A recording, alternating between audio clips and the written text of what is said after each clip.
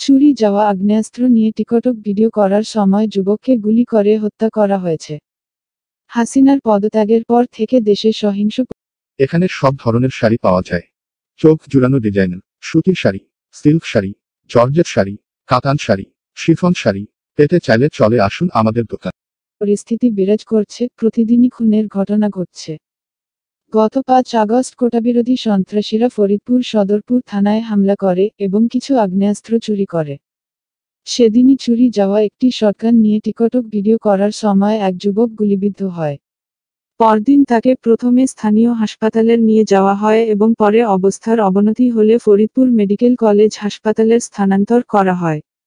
পরবর্তীকালে তাকে Dhaka neuro science হাসপাতালে স্থানান্তরিত করা হয়, যেখানে তিনি 6 দিন আইসিইউতে ছিলেন এবং 12 আগস্ট সোমবার চিকিৎসাধীন অবস্থায় মারা যান। গুলিবিদ্ধ যুবকের নাম পলাশ হোসেন, বয়স 18 বছর।